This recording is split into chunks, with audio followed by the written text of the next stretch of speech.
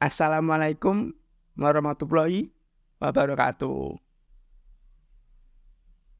Hari ini dengan saya Pratondo Sinunugroho ingin membahas tentang analisis dampak lingkungan hidup.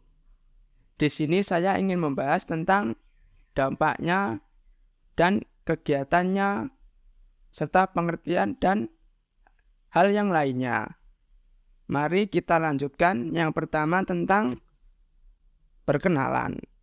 Analisis dampak lingkungan hidup menilai konsekuensi aktivitas manusia terhadap ekosistem.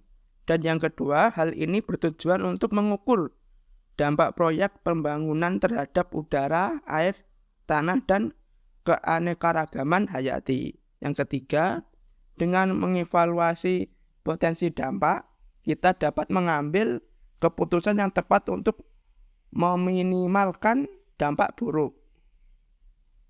Dan yang keempat, analisis ini sangat penting untuk pembangunan berkelanjutan dan upaya konservasi.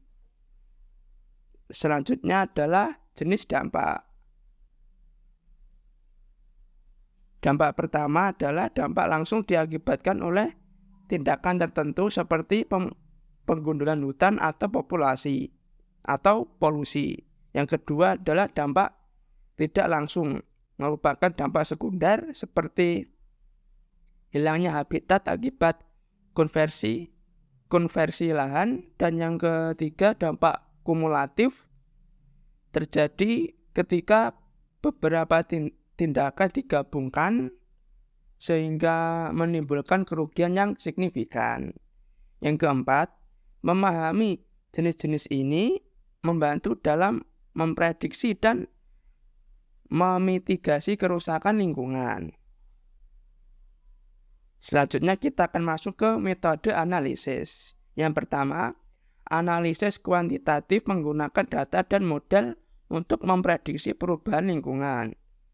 Yang kedua, menilai kualitatif mengandalkan penilaian para ahli untuk mengevaluasi dampak. Selanjutnya, yang ketiga, analisis berbasis skenario mensimulasikan hasil yang berbeda berdasarkan berbagai parameter.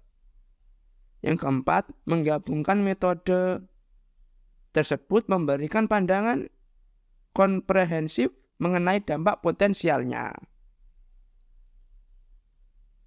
Selanjutnya kita masuk ke strategi mitigasi. Yang pertama, menghindarkan melibatkan perusahaan desain atau lokasi proyek untuk mengurangi dampak. Meminimalisasi bertujuan untuk pembangunan dampak buruk melalui praktik dan teknologi yang bertanggung jawab.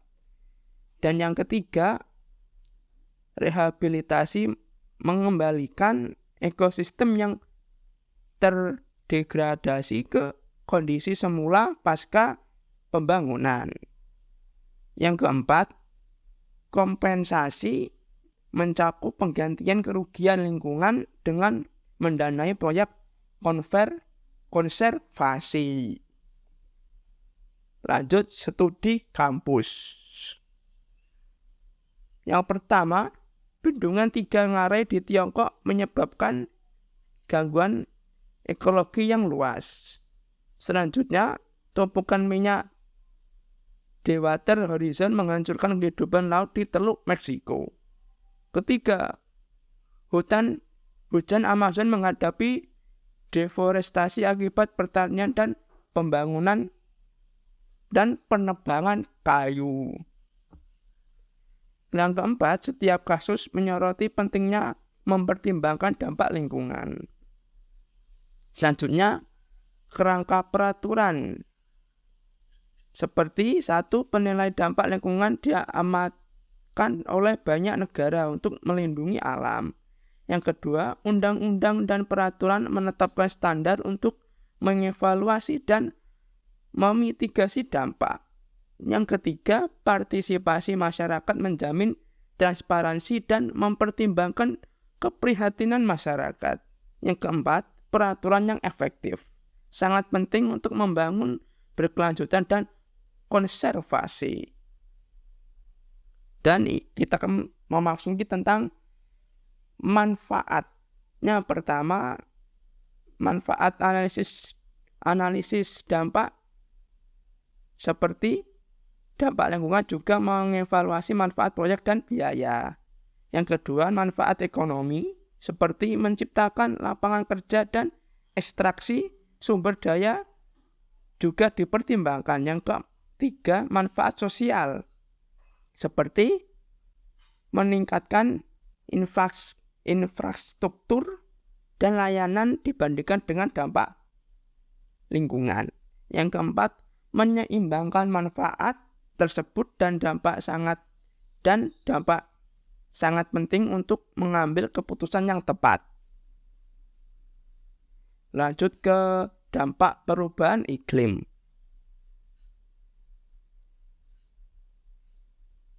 Yang pertama, seperti pemanasan global merupakan dampak lingkungan yang besar dengan konsekuensi yang luas. Yang kedua, meningkatkan suhu, kejadian cuaca ekstrim, dan kenaikan permukaan laut merupakan dampak yang signifikan. Yang ketiga, mitigasi. Perubahan iklim memerlukan pengurangan emisi gas rumah kaca dan adaptasi terhadap dampaknya. Yang keempat, mengatasi dampak lingkungan sangat penting untuk masa depan yang berkelanjutan bangsa ini. Dan melanjutkan tentang tren-tren masa depan. Yang pertama, kemajuan teknologi seperti AI dan penginderaan jarak jauh meningkatkan penilaian dampak terhadap global. Yang kedua, meningkatkan fokus pada berkelanjutan, mendorong integrasi kepedulian lingkungan ke dalam semua industri. Yang ketiga, perubahan iklim dan hilangnya keanekaragaman hayati akan terus mempengaruhi analisis dampak lingkungan. Yang keempat, beradaptasi terhadap tantangan-tantangan yang muncul adalah kunci untuk masa depan yang berketahanan dan berkelanjutan. Mungkin itu saja dari saya. Mohon dicermati dan dihayati. Terima kasih. Wassalamualaikum warahmatullahi wabarakatuh.